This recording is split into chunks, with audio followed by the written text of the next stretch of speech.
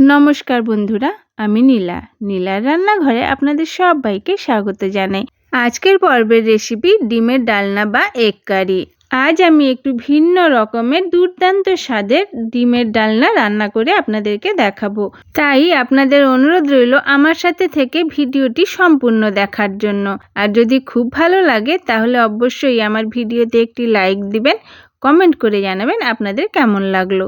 চলুন তাহলে আজকের এই রেসিপি শুরু করি। দেখুন, এখানে আমি 6টি ডিম আগের থেকেই অফ ক্যামেরাতে সেদ্ধ করে নিয়েছি, সেদ্ধ করে খোসা ছাড়িয়ে নিয়েছি। আর দেখুন, দুটো মিডিয়াম সাইজের আলুর খোসা ছাড়িয়ে বড় বড় সাইজ করে দেখুন আলুগুলো কেটে ভালো করে ধুয়ে নিয়েছি। এবার আমি ডিমগুলো হালকা একটু কেটে নেব। দেখুন, ছুরি নিয়ে নিয়েছি, খুবই অল্প অল্প করে দেখুন ডিমগুলো হালকা একটু আমি কেটে দিচ্ছি, যাতে এই ডালনার স্বাদ ডিমের ভিতরে খুব ভালো করে ঢুকতে পারে। তাহলে কিন্তু ডিমগুলো খেতে খুবই অসাধারণ লাগে। দেখুন, এক এক করে 6টি ডিম আমি দেখুন আলতো করে কেটে নিয়েছি, খুবই অল্প কেটে নিতে হবে। এবার আমি মশলা রেডি করার জন্য নিয়ে নিয়েছি দেখুন ছোট সাইজের মিক্সির জার। এবার অ্যাড করে দিলাম 1 চামচ পরিমাণ গোটা জিরে, 1/2 চামচ ধনে গুঁড়ো, আর দেখুন ছোট বড় মিলে রসুনের কোয়া 8 পিস, আর 1 ইঞ্চির মতো আদা টুকরো করে কেটে নিয়েছি। এবার দিয়ে দেব দেখুন একটি মিডিয়াম সাইজের স্লাইস করে কাটা টমেটো, আর দিয়ে দিচ্ছি গোটা শুকনো লঙ্কা 4টি। এবার পরিমাণ মতো জল দিয়ে দেব, যতটুকু প্রয়োজন ততটুকু দেখুন অ্যাড করে মিক্সি জারে ঢাকা লাগিয়ে খুব ভালো করে মিহি পেস্টটি রেডি করে নেব। দেখুন, আমাদের পেস্টটি কিন্তু রেডি হয়ে গেছে। দেখুন, খুব ভালো করে আমি পেস্টটি কিন্তু রেডি করে নিয়েছি। এবার মশলা সাইডে রেখে যাব রান্নার প্রসেসে। দেখুন, গ্যাসে কড়াই বসিয়ে দিয়েছি, কড়াইতে দিয়ে দিচ্ছি পরিমাণ মতো সর্ষের তেল। আমি এই রেসিপিটি সর্ষের তেলে রান্না করছি। আপনারা যদি সাদা তেলে করতে চান, রিফাইন্ড অয়েলে করতে চান, অবশ্যই করতে পারেন। দেখুন, তেল খুব ভালো করে গরম হয়ে গেছে। প্রথমে আমি ডিমগুলো ভেজে নেব। দেখুন, এক এক করে সবগুলো ডিম আমি কড়াইতে অ্যাড করে দিলাম। এবার আমি দিয়ে দিচ্ছি দেখুন খুবই অল্প পরিমাণে লবণ, আর দিয়ে দিচ্ছি কালারের জন্য খুবই অল্প পরিমাণে হলুদ গুঁড়ো। এবার খুন্তি দিয়ে খুব ভালো করে মিক্স করে নিচ্ছি। গ্যাসের ফ্লেম মিডিয়াম রেখে আমি ডিমগুলো খুব ভালো করে ভেজে নেব। যে সকল বন্ধুরা আমার এই রেসিপিটি এতক্ষণ দেখছেন তাদের অসংখ্য ধন্যবাদ। যে সকল নতুন বন্ধুরা এখনো অবধি আমার চ্যানেলটি সাবস্ক্রাইব করেননি, আপনাদেরকে অনুরোধ করছি প্লিজ আমার চ্যানেলটি সাবস্ক্রাইব করে আমার পাশে থাকবেন, লাইক ও শেয়ারও করবেন, আর কমেন্ট করে জানাবেন আমার এই রেসিপি কেমন লাগলো। দেখুন, ডিমগুলো খুব ভালো করে ভেজে আমি একটি বাটিতে তুলে নিলাম। এবার কড়াইতে দিয়ে দিয়েছি দেখুন কেটে রাখা আলুগুলো। দেখুন, আলুগুলো হালকা একটু নাড়াচাড়া দিয়ে এবার দিয়ে দিচ্ছি খুব অল্প পরিমাণে লবণ। আলুগুলো বেশ লাল লাল করে আমি ভেজে নেব। যেভাবে মাংসের আলু ভাজা হয় সেইভাবে দেখুন আলুগুলো বেশ লাল লাল করে আমি ভেজে নিচ্ছি। ভাজা কমপ্লিট। এবার আমি একটি বাটিতে তুলে নিচ্ছি। সবগুলো আলু দেখুন বাটিতে তুলে নিয়েছি। এবার আমি কড়াইতে অ্যাড করে দিচ্ছি দেখুন 1/2 চামচের থেকেও কম পরিমাণে গোটা জিরে, আর কিছু তেজপাতা হালকা একটু ভেজে নেব। এখানে কিন্তু আমি এক্সট্রা তেল অ্যাড করিনি, সেই তেলেই আমি রান্না করে নেব।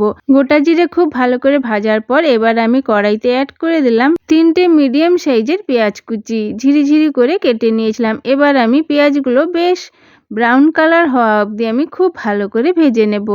গ্যাসের ফ্লেম হাই রেখে দেখুন খুব ভালো করে পেঁয়াজগুলো আমি ভেজে নিয়েছি। ভাজা কমপ্লিট। এবার দিয়ে দিচ্ছি মিক্সি জারে রেডি করা আমাদের মশলা। সম্পূর্ণটাই দেখুন আমি কড়াইতে অ্যাড করে দিলাম।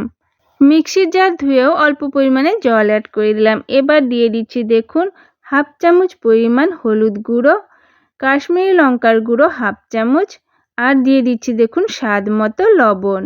আমি যেহেতু ডিম আর আলু ভাজার সময় লবণ দিয়েছিলাম, তাই এখানে আমি 1/2 চামচ পরিমাণ লবণ অ্যাড করেছি। সব মশলা খুব ভালো করে মিশিয়ে নেওয়ার পরে মশলা খুব ভালো করে কষিয়ে নিতে হবে। মশলা যতটা ভালোভাবে কষানো হবে ডিমের ডালনার স্বাদও কিন্তু দুর্দান্ত হবে। দেখুন, মশলা প্রায় কষানো কমপ্লিট। এবার আমি কড়াইতে অ্যাড করে দিলাম ভেজে রাখা ডিম আর আলু। ভেজে রাখা ডিম আর আলু দিয়ে প্রায় 1 মিনিটের মতো আমি খুব ভালো করে কষিয়ে নেব। এইভাবে কষিয়ে নিলে এর স্বাদ কিন্তু অসাধারণ হয়। দেখুন, খুব ভালো করে আমি কষিয়ে নিয়েছি। কষানো আমাদের কমপ্লিট হয়ে গেছে।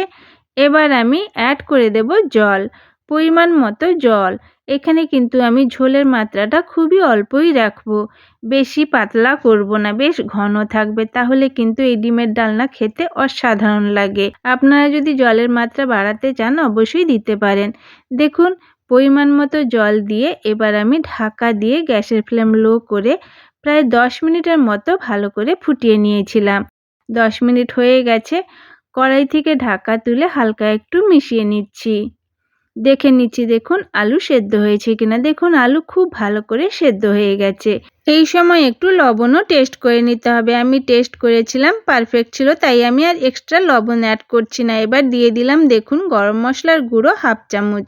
গরম মশলার গুঁড়ো দেওয়ার পরে প্রায় 1 মিনিটের মতো আমি খুব ভালো করে মিশিয়ে নিয়েছি, যাতে গরম মশলার যে সুন্দর স্মেল এই ডিমের ডালনার সাথে মিশে যেতে পারে। আমাদের কিন্তু ডিমের ডালনা রেডি হয়ে গেছে খাওয়ার জন্য।